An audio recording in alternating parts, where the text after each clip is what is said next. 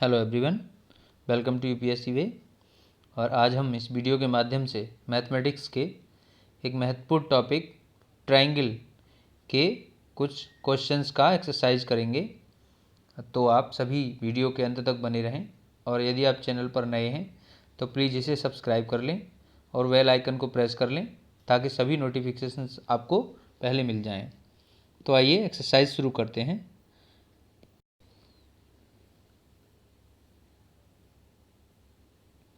पहला प्रश्न है, त्रिभुज के कोणों के अर्धक के प्रतिच्छेद बिंदु को क्या कहते हैं? तो त्रिभुज के कोणों के अर्धक के प्रतिच्छेद बिंदु को हम अंतः केंद्र कहते हैं। इसको इन सेंटर या अंतः केंद्र कहते हैं। तो हमने पढ़ा था, कोई ट्रायंगल है इस तरह से, और कोणों के अर्धक जब कर देंगे तो कोणों के अर्धक इस तरह से होंगे। तो ये जो सेंटर है यहाँ, इसे ओ कहेंगे हम, इन सेंटर हो जाएगा ये, इसे समथिंग लाइक दैट। तो इसका डी आंसर सही होगा। क्वेश्चन नंबर 2, त्रिभुजों के शीर्षों से समान दूरी पर त्रिभुज का क्या होता है? यानी कि, तो इसका सी सही है, परिकेंद्र, सर्कम सेंटर होता है, हमने पढ़ा था।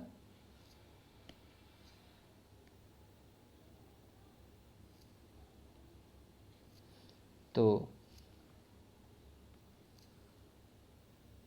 कोई ट्रायंगल इस तरह से ड्रॉ हो जाएगा, और समान दूरी पर की बात करते हैं तो इस तरह से हमने पढ़ा था। तो ये परिकेंद्र होता है। क्वेश्चन नंबर 3, यदि त्रिभुज की भुजाएं 5 सेंटीमीटर, 8 सेंटीमीटर और 13 सेंटीमीटर हों तो त्रिभुज कौन सा होगा इनमें से? तो हमने पढ़ा था कि त्रिभुज की किन्हीं दो भुजाओं का योग तीसरी भुजा से बड़ा होता है। तो त्रिभुज की किन्हीं दो भुजाओं, यानी कि कोई ट्रायंगल है, मान लीजिए इस तरह से कोई ट्रायंगल दे दिया ABC। तो इसमें कोई एक भुजा 5 है, कोई 8 है और कोई 13 है।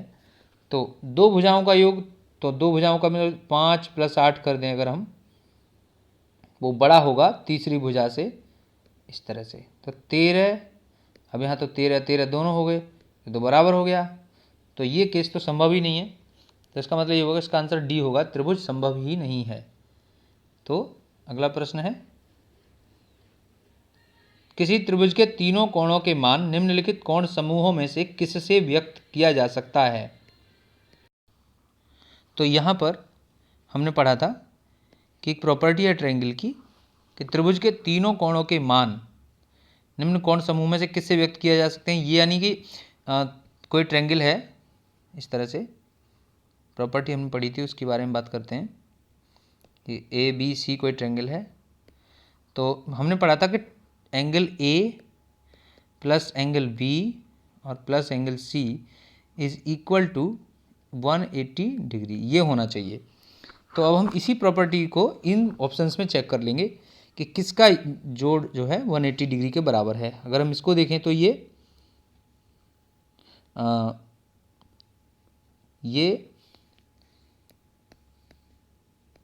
तो इसका जो जोड़ होगा वो 160 हो जाएगा, इसका 180 हो जाएगा। अब ये तो केस ही नहीं बनते फिर, तो इसका आंसर बी सही हो जाएगा। अगला क्वेश्चन है, क्वेश्चन नंबर 5, निम्नलिखित में से गलत कथन को छांटिए।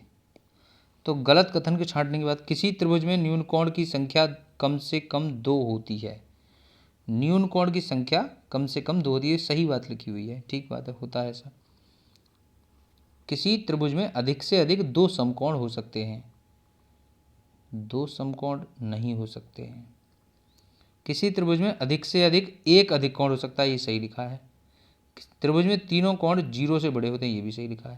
तो ये बीच बी इसका सही आंसर होगा। किसी त्रिभुज में अधिक से अधिक 2 समकोण नहीं होते। ठीक है, इसका अगला क्वेश्चन है, क्वेश्चन नंबर 6, एक त्रिभुज की 2 भुजाएं समान होती हैं तो वह समबाहु त्रिभुज कहलाता है। तो ये तो गलत लिखा हुआ है, दो भुजाओं की बात नहीं बल्कि तीनों भुजाएं समान हो तो समबाहु त्रिभुज होता है। विषमबाहु त्रिभुज का प्रत्येक कोण 60 अंश का होता है। प्रत्येक कोण 60 अंश का हो ऐसा बिल्कुल भी ठीक नहीं है, ये बात सही नहीं लिखी हुई है। किसी भी त्रिभुज के दो कोणों का योग तीसरे कोण से अधिक होता है, ये बात भी ठीक नहीं लिखी हुई है। उपरोक्त में से कोई नहीं, यही सही है इसका उत्तर। क्वेश्चन नंबर 7, यदि एक त्रिभुज के दो कोणों की माप 60 और 75 है तो तीसरे कोण की माप क्या होगी? तो यहाँ पर एक तो दे दिया है 60, दूसरा दे दिया 75 प्लस x मान लो तीसरा कोण, तो ये 180 के बराबर होना चाहिए। तो x बराबर यहाँ से आ जाएगा 180 माइनस 5 और ये, तो ये आंसर आ जाएगा आपका 5/45। तो इसका आंसर ए सही हो जाएगा, 45 डिग्री। अगला क्वेश्चन है क्वेश्चन नंबर 8, यदि किसी त्रिभुज ABC में कोण A 100 डिग्री है और AB और AC बराबर हों तो B और C के मान क्या होंगे? तो कोई ट्रायंगल है इस तरह से दिया गया हो तो वो हो जाएगा A B और ये C। तो यहाँ कहा गया है कि कोण A 100 डिग्री है तो B और C क्या होंगे ये पूछा गया है। यानी कि अब चूंकि साथ में AB और AC ये दो बराबर हैं तो ट्रायंगल की प्रॉपर्टी है अगर दो भुजाएं बराबर हों तो दो कोण बराबर होते हैं।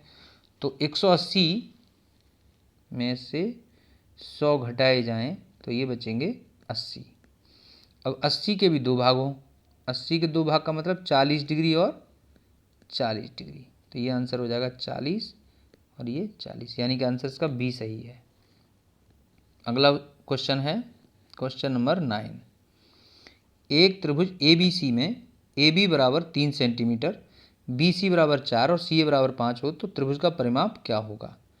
ठीक है, तो ट्रायंगल इस तरह से दिया गया है तो इस तरह से ABC मान लेंगे, AB की 3 हो जाएगी, BC इसमें 4 हो जाएगी, CA 5। तो त्रिभुज का परिमाप तीनों भुजाओं का जोड़ है तो हो जाएगा 3 + 4 + 5, तो ये हो जाएगा 12, यानी कि इसका आंसर हो जाएगा ए। क्वेश्चन नंबर 10, यदि किसी त्रिभुज की भुजाओं BC CA और BA को क्रमशः DQP तक बढ़ाया गया है, यदि कोण ACD 110 है और कोण QAP 40 हो तो त्रिभुज के सभी कोण ज्ञात कीजिए। तो क्वेश्चन में ये कहा गया है कि ट्रायंगल सबसे पहले ड्रॉ करते हैं। हाँ, ट्रायंगल ड्रॉ करेंगे इस तरह से ABC,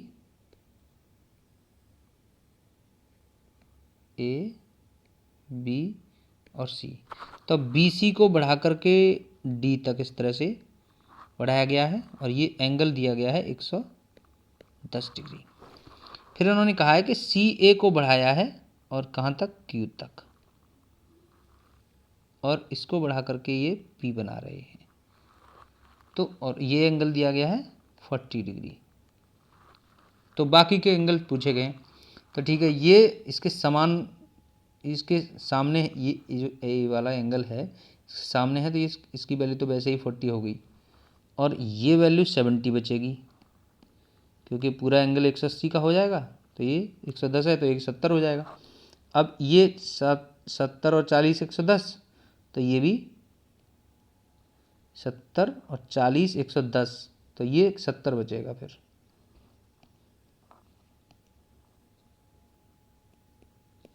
सारे एंगल पता चल गए। तो ये थे त्रिभुज के ऊपर कुछ सवाल।